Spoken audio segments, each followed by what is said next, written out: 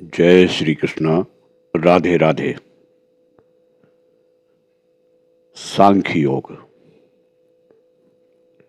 भगवान श्री कृष्ण कहते हैं, प्यारे उद्धव, अब मैं तुम्हें सांख्य शास्त्र का निर्णय सुनाता हूं।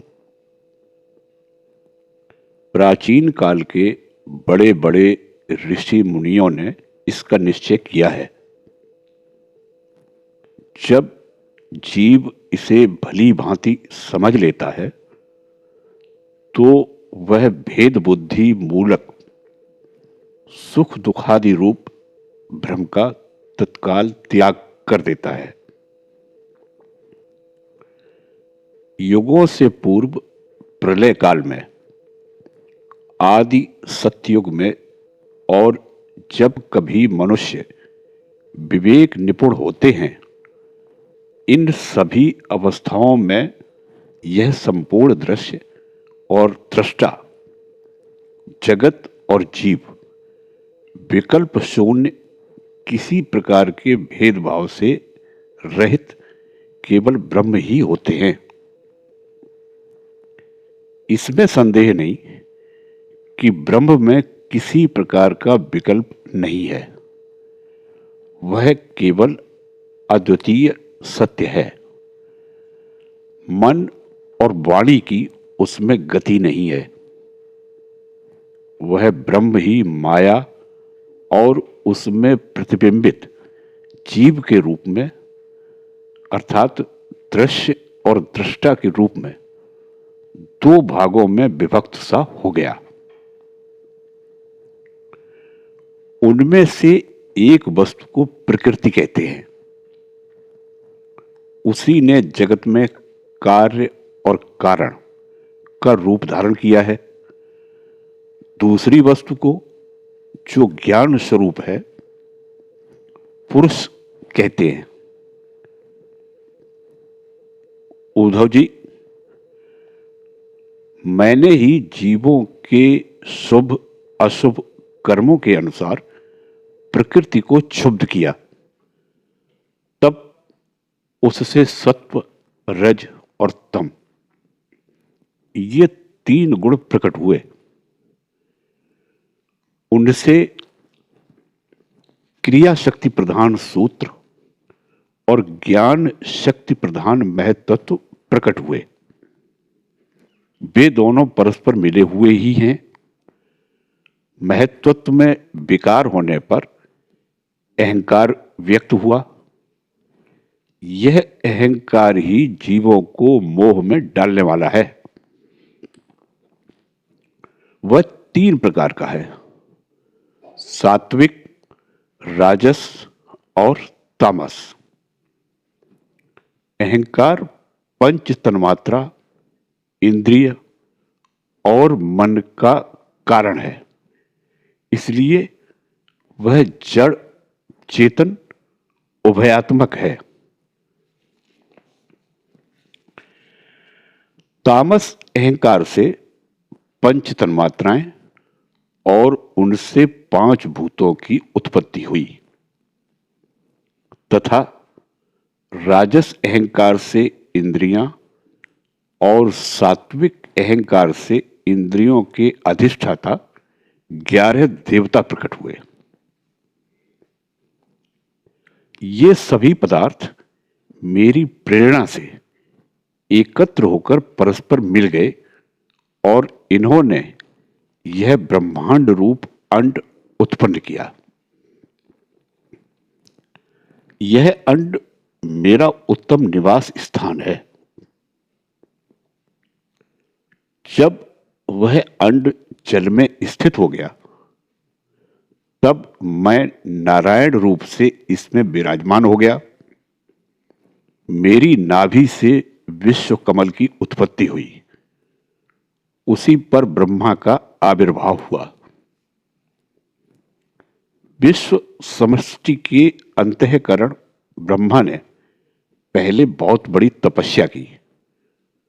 उसके बाद मेरा कृपा प्रसाद प्राप्त करके रजोगुण के द्वारा भू भुवा स्वा, अर्थात पृथ्वी, अंतरिक्ष और स्वर्ग, इन तीन लोकों की और इनके लोकपालों की रचना की। देवताओं के निवास के लिए स्वर्लोक, भूत प्रेत आदि के लिए भंवरलोक और मनुष्य आदि के लिए पृथ्वी लोक का निश्चय किया गया। इन तीनों लोकों से ऊपर महरलोक, तपलोक आदि सिद्धों के निवास स्थान हुए। सृष्टि कार्य में समर्थ ब्रह्मा जी ने असुर और नागों के लिए पृथ्वी के नीचे अतल, वितल, सुतल आदि 7 पाताल बनाए। इन्हीं तीनों लोकों में त्रिगुणात्मक कर्मों के अनुसार विविध गतियां प्राप्त होती हैं। योग, तपस्या और संन्यास के द्वारा महरलोक, जनलोक, तपलोक और सत्यलोक रूप उत्तम गति प्राप्त होती है तथा भक्ति योग से मेरा परम धाम मिलता है। यह सारा जगत कर्म और उनके संस्कारों से युक्त है। मैं ही काल रूप से कर्मों के अनुसार उनके फल का विधान करता हूं। इस गुण प्रवाह में पड़कर जीव कभी डूब जाता है और कभी ऊपर आ जाता है, कभी उसकी अधोगति होती है और कभी उसे पुण्य गति प्राप्त हो जाती है। जगत में छोटे बड़े, मोटे पतले जितने भी पदार्थ बनते हैं, सब प्रकृति और पुरुष दोनों के संयोग से ही सिद्ध होते हैं। जिसके आदि और अंत में जो है वही बीच में भी है और वही सत्य है। विकार तो केवल व्यवहार के लिए ही हुई कल्पना मात्र है।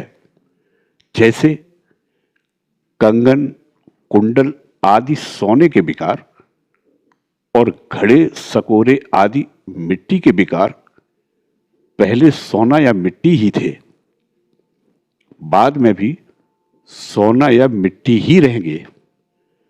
अतः बीच में भी ये सोना या मिट्टी ही हैं। पूर्ववर्ती कारण भी जिस प्रकार कारण को उपादान बनाकर अहंकार आदि कार्य वर्ग की सृष्टि करते हैं, वही उनकी अपेक्षा भी परम सत्य है। तात्पर्य यह है कि जब वो जिस प्रकार भी कार्य के आदि और अंत में विद्यमान रहता है, वही सत्य है। इस प्रपंच का उपादान कारण प्रकृति है, परमात्मा अधिष्ठान है और इसको प्रकट करने वाला काल है। व्यवहार काल की यह त्रिविधता वस्तुतः ब्रह्म स्वरूप है और मैं वही शुद्ध ब्रह्म हूं। जब तक परमात्मा की ईक्षण शक्ति अपना काम करती रहती है, जब तक उनकी पालन प्रवृत्ति बनी रहती है, तब तक जीवों के कर्म भोग के लिए कारण कार्य रूप से अथवा पिता पुत्र आदि के रूप से यह सृष्टि चक्र निरंतर चलता रहता है। यह विराट ही विविध लोकों की सृष्टि, स्थिति और संहार की लीला भूमि है। जब मैं काल रूप से इसमें व्याप्त होता हूं, प्रलय का संकल्प करता हूं, तब यह भुवनों के साथ विनाश रूप विभाग के योग्य हो जाता है। उसके लीन होने की प्रक्रिया यह है कि प्राणियों के शरीर अन्न में, अन्न बीज में, बीज भूमि में और भूमि गंध तन्मात्रा में लीन हो जाती है। गंध जल में, जल अपने गुण रस में, रस तेज में और तेज रूप में लीन हो जाता है।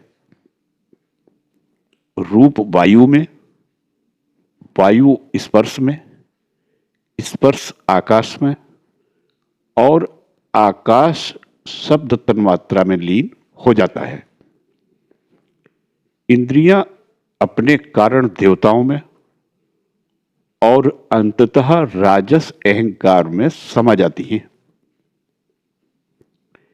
हे सौम्य, राजस अहंकार अपने नियंता सात्विक अहंकार रूप मन में शब्द तन्मात्रा पंचभूतों के कारण तामस अहंकार में और सारे जगत को मोहित करने में समर्थ त्रिविध अहंकार महत्त्व में लीन हो जाता है।